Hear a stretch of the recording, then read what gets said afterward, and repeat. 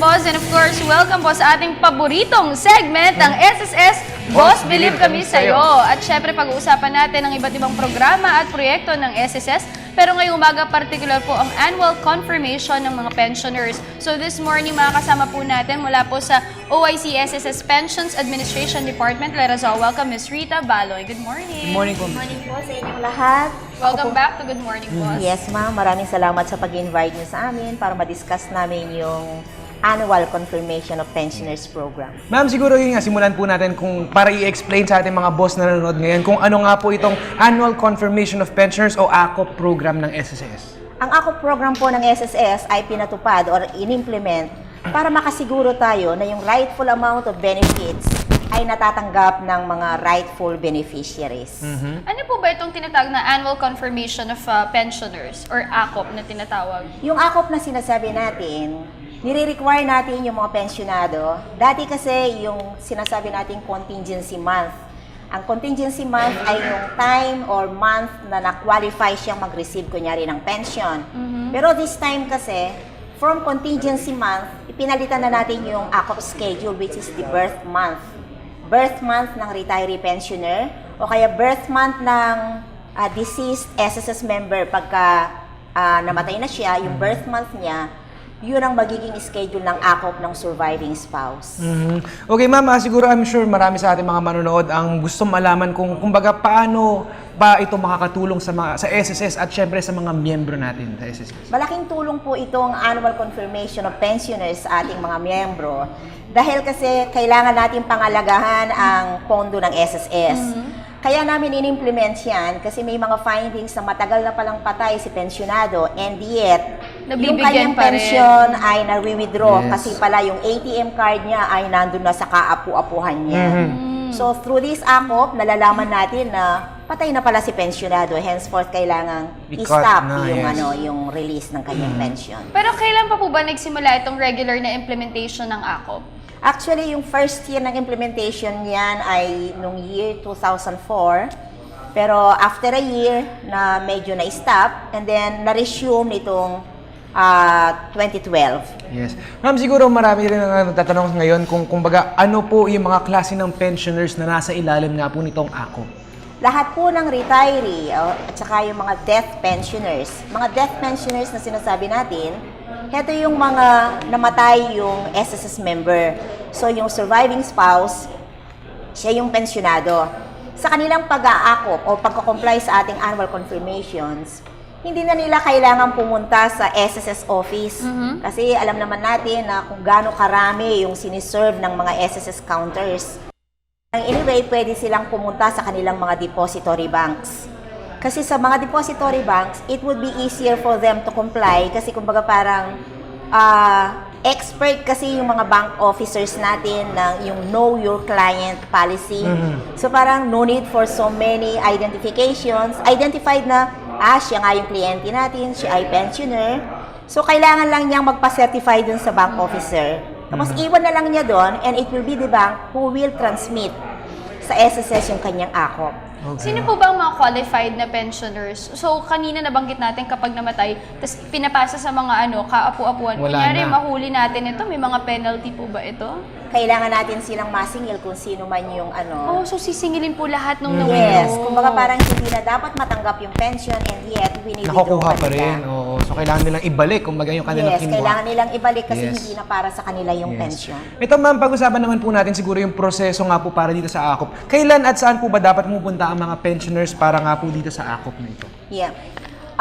Yung mga retiree at saka death pensioners, on their birth month, wari mo si retiree, ang birth month niya is every May, kailangan pupunta siya sa kanyang depository bank.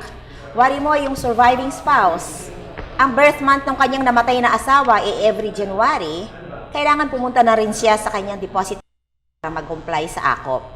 Yung mga disability pensioners naman, yan ay kailangan pumunta sa nearest SSS office kasi kailangan lang magpa-physical examination. Baka mamaya naka-recover na sila sa kanilang disability pensions. Okay. Pero ano po ba yung mapapayo yung tips para maalala po nila yung mga schedule nila for ACOP compliance? Sa ngayon, madali na nating maalala o madali nang maalala ng mga pensyonado yung kanilang schedule ng ACOP Kasi kumbaga parang every birth month na ang ano. Kasi syempre sa atin, napaka-importante ang ating birth Birthday, month. so maalala birthday, na. yeah.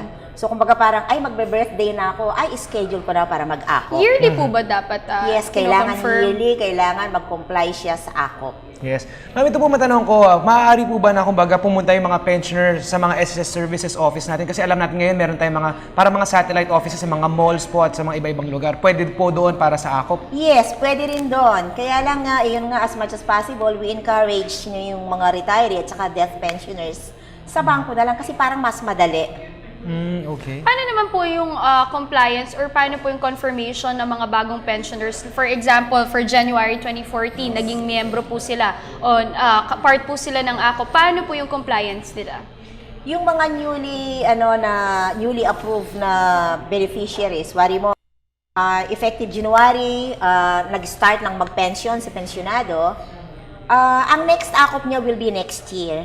At nakalagay doon sa kanyang notice voucher kasi upon approval ng retirement benefit ng isang pensionado, naka-specify na doon mayroong kung tawagin natin notice voucher, naka-specify doon kung magkano yung amount na na-approve sa kanya, kung kailan niya pwedeng withdraw, and at the same time, naka-specify doon na next year kailangan na siyang mag-comply sa akop.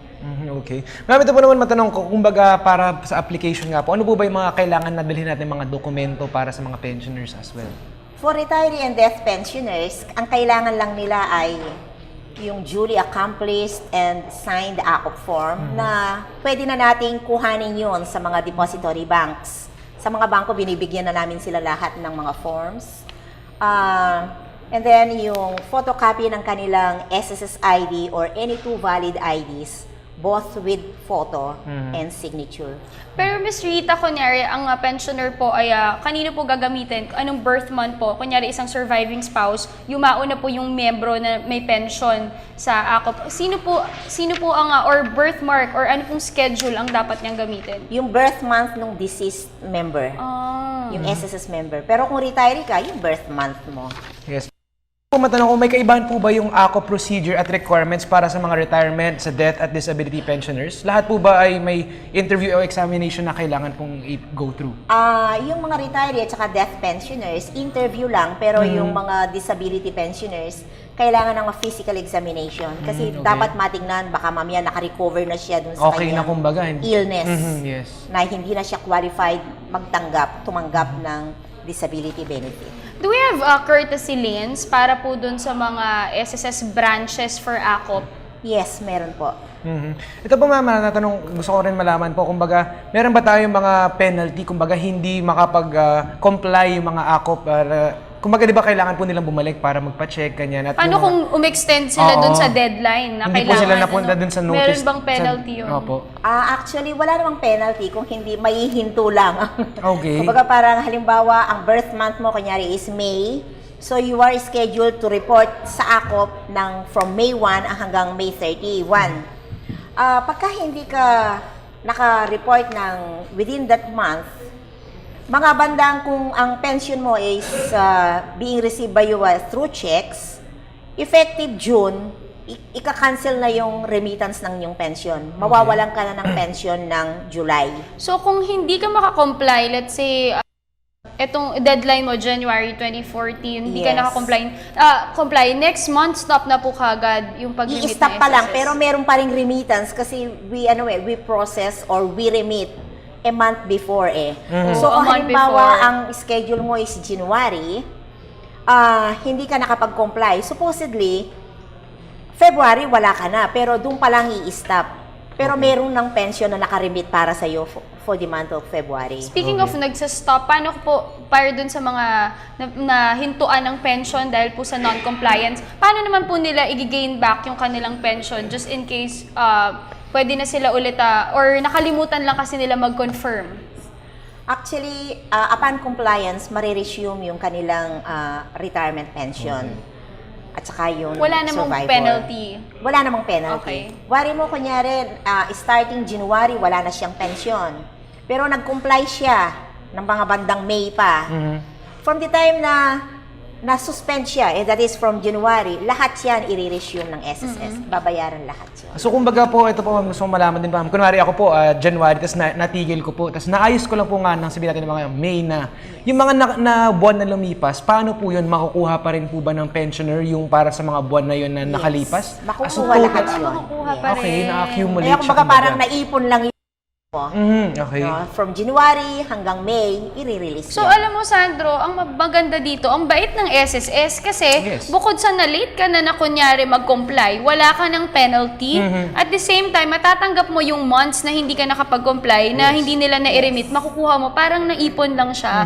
So, napaka-bait nila kasi very considerate sila. Kasi siguro, ito, example nito, siguro para dun sa mga may sakit or yung dun sa mga hindi na talaga kayang pumunta sa mga SSS branches, paano po sila magko-comply or magko-confirm sa AKOP?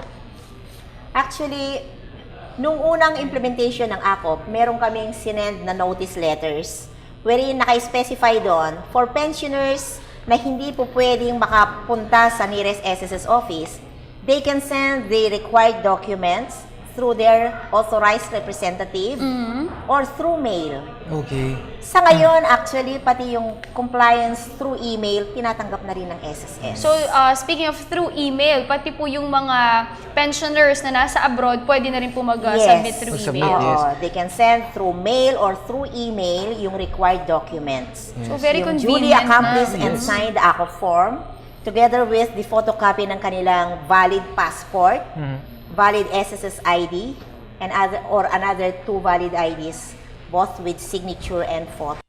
Post office or mga LBC, yung mga ano ngayon, Air Yes. 21, yung mga ganyan. Yes. Pwede na Pwede rin rin po. po. Pwede rin yun. And ma'am, yung nabanggit niyo rin po yung representative. Paano naman po anong mga requirements kailangan dalhin ng representative para kumbaga certified nga siya na i-represent yung pensioner na hindi makapunta dun sa mga office? Yung authorization Yes. letter from the pensioner, and at the same time yung kanyang presentation ng valid ID ng authorized representative.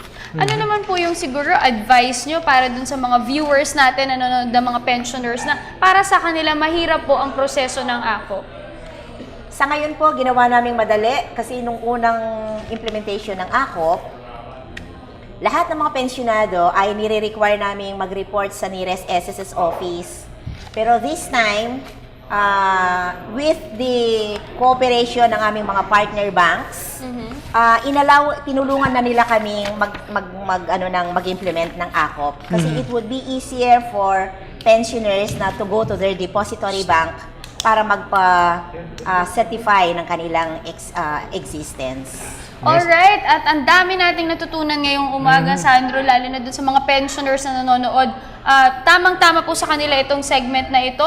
At napakabait po ng SSS. Nakita naman po natin na kapag na-late po tayo, wala pong penalty at makukuha pa rin po natin yung mga i-remit ng SSS. Pero sana po, huwag na natin antayin na sa mag-ano na po tayo, makipag-coordinate na tayo, yes, para dito sa annual confirmation for pensioners. At siguro, do you have any last message to our viewers, Ms. Rita? Yes, sa lahat ng mga SSS pensioners, ini-encourage po namin na huwag na nating hintayin yung deadline sa pag-aakop. Kasi po, we made it easier for you to comply sa AKOP. Like for example, yung mga retiree at saka death pensioners, punta lang po kayo sa inyong mga depository banks para mag-AKOP. Alright, thank you so much for joining us this morning. That was Ms. Rita Baloy ng SSS Pensioners Administration Department. Thank you for your time this morning.